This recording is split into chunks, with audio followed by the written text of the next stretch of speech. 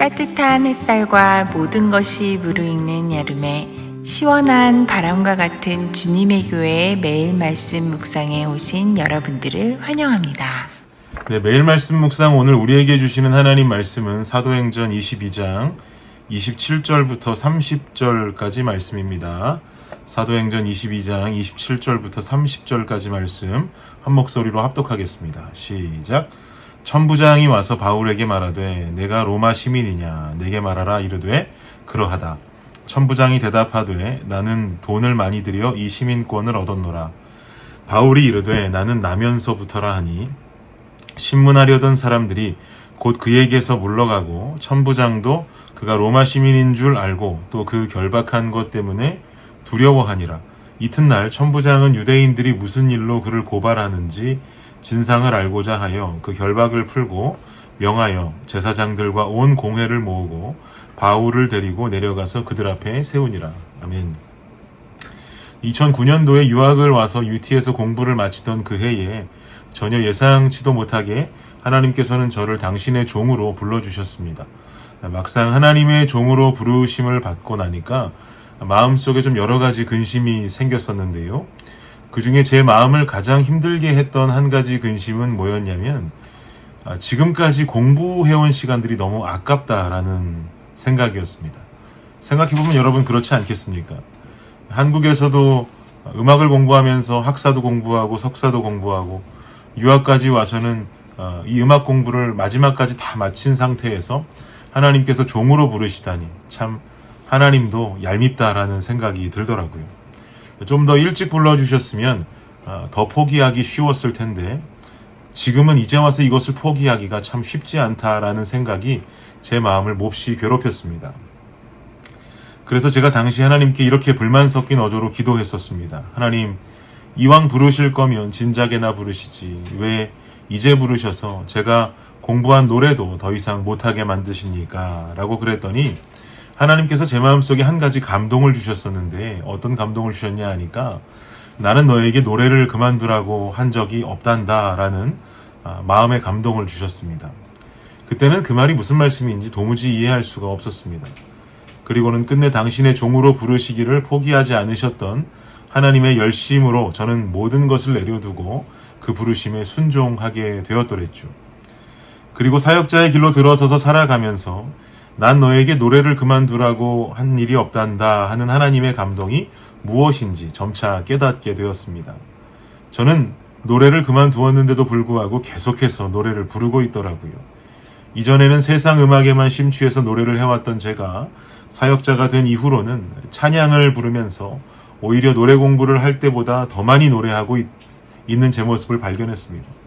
그 전에는 대상이 세상이었다면 이제는 그 대상이 하나님으로 바뀌어 있으니 이 또한 더욱 영광스러운 일이 아닐 수가 없죠.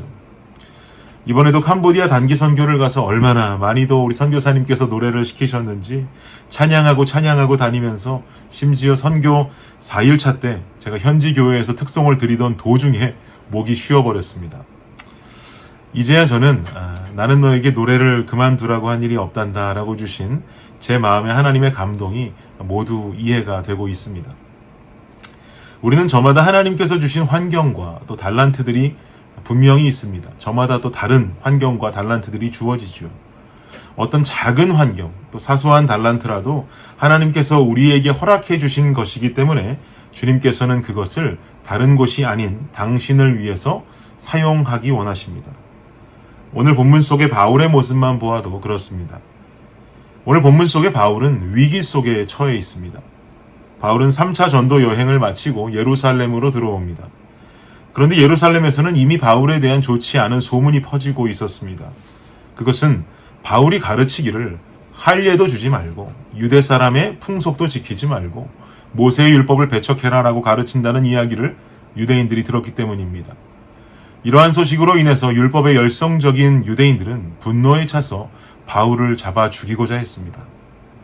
얼마나 분노가 심하고 매질을 심하게 했던지 군중들이 움직였던지 천부장과 백부장들이 군대를 이끌고 나와서 이 소동을 제지하기 시작했습니다. 그리고는 소동의 원인으로 발견되는 상처투성이, 피투성이의 바울을 연행해가지고 가려는데 여기서 바울이 천부장의 동의를 얻으면서 자신의 신앙 간증을 말하기 시작합니다. 그리고는 자신이 예수님을 만나기 이전의 삶, 그리고 예수님을 만나서 변화된 삶에 대해서 말합니다. 여기서 덧붙여서 자신은 유대인이 아닌 이방인을 위한 사명을 가지고 있는 사도다라고 말하면서 다시 한번 유대인들의 격분을 불러일으키죠. 왜냐하면 이방인들에 대한 구원의 이야기는 선민사상으로 투철한 유대인들에게 있어서는 당연히 격분할 만한 이야기가 된 것입니다. 상황이 이렇게까지 되자 천부장은 이렇게 명령합니다. 24절 말씀 다시 한번 볼까요? 24절 읽겠습니다. 시작. 천부장이 바울을 영내로 데려가라 명하고 그들이 무슨 일로 그에 대하여 떠드는지 알고자 하여 채찍질하며 신문하라 한대. 소동의 원인이 되어서 연행하던 바울을 계속 연행해 갈 것을 명하고 가서 더 매질할 것을 명령합니다. 그러자 바울은요, 여기서 갑자기 난데없이 자신의 신분을 밝히게 됩니다. 25절 보시겠습니까? 함께 읽겠습니다. 시작. 가죽줄로 바울을 매니 바울이 곁에 서 있는 백부장더러 이르되 너희가 로마 시민 된 자를 죄도 정하지 아니하고 채찍질할 수 있느냐 하니. 그저 한 유대인 폭도 정도로 생각했던 이 사람이 자신의 로마 시민권자임을 밝히면서 올바르지 않은 체포 절차를 지적하고 있습니다. 당시 로마 시민권자는 정당한 재판에 의해서 죄목이 정해지지 않은 상태에서 매질을 당하는 것, 이것은 금지되어 있는 것이었습니다. 그리고 이것을 로마 법정에 호소할 수 있는 권리가 있었습니다. 이러한 정황으로 봤을 때 바울이 자신을 현재 로마 시민권자로 밝히고 있는 이유는 자신의 이런 상황과 신분을 활용해서 위기를 모면하려는 것이 아니라 그것을 넘어서서 다음 행선지인 로마로 가기 위함이었다라고 우리는 알 수가 있습니다. 그리고 실제로 결국 바울은 로마로 이송이 되어지게 되면서 이방인 선교의 심장부인 로마에서 주어진 상황 속에 복음을 전하는 사명을 감당케 되죠. 바울에게 있어서 예수님을 만나기 전에 로마 시민권자라는 신분, 이 환경은 자신이 가지고 있는 한 가지 세상적 장점이 되었을 것입니다. 그러나 어디까지나 바울의 이런 환경 또한 하나님께서 허락하신 것인 줄을 믿습니다. 예수님을 만나고 복음 전도자가 된 바울은 이 로마 시민권을 세상의 장점으로만 활용하는 것이 아니라 그 환경을 허락하신 하나님을 위해서 결국 로마로까지 이송을 당하면서 하나님 나라 확장을 위한 한 가지 도구로 사용하고 있게 되는 것이죠. 사랑하는 성도 여러분, 여러분은 어떤 환경을 가지고 인생을 살아가고 있으십니까? 어떤 장점과 어떤 달란트를 가지고 살아가고 계십니까? 중요한 것은 그 모든 것은 내가 잘나서 얻어낸 내 인생의 결과물이 아니요 하나님께서 주신 은혜의 선물인 줄을 믿습니다. 여러분은 그 선물을 어디에 사용하고 계십니까? 세상에서만 활용하십니까? 내 자랑에만 활용하고 계시지는 않습니까? 오늘 말씀을 통해 주님께서는 우리에게 부탁하십니다. 내가 너에게 준 그것을 나를 위해 사용하기 원한다 라고 말씀하십니다. 이번에 한국에 갔더니 제가 우리 아이들을 데리고 길거리로 나갈 때마다 거리를 지나가는 사람들이 우리 가족을 무슨 연예인 쳐다보듯이 바라보고 지나가는 모습을 많이 목격했습니다. 그리고는 그들이 말하기를 애들이 5명이라고 웅성웅성하는 소리마저 귓가에 많이 들렸습니다. 한국은 출산을 많이 하지 않다 보니까 5명을 끌고 다니는 저희 부부가 마냥 신기했는지 많은 사람들이 관심을 보여주었습니다. 심지어 서너 차례 지나가시던 할아버지들께서는요, 우리 가정을 세우시고 말을 거십니다. 아이들이 5명인가 애곡자라면서 아이들에게 심지어 용돈까지 주셨습니다. 하루는 큰아이 열매가 정체 모를 할아버지께 대표로 용돈 3만 원을 받았습니다. 그리고는 열매가 그 돈을 어떻게 하나 제가 가만히 보았습니다. 저를 줄 줄 알았는데 저를 주지 않고 자기 주머니 속에 쏙 넣더라고요. 그래서 가만히 두었습니다.